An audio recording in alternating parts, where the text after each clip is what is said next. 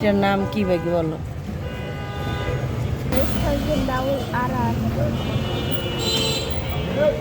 এটার দাম কত হতে পারে? 40 লাখ। তুমি জানো? আমি ইউটিউবে দেখছি। তাই? এটার দাম 40 লাখ?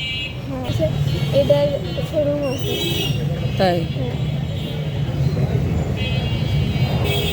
এটা কি নতুন মডেল নাকি সেকেন্ড হ্যান্ড?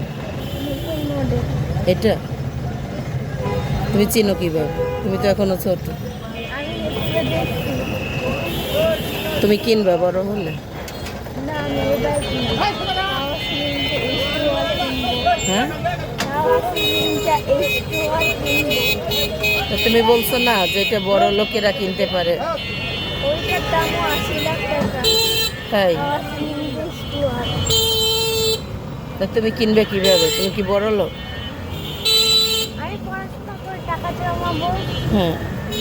তারপর কিনবো। তাই? গাড়ি কিনবা না, খালি বাইকই কিনবা? গাড়ি কিনবো।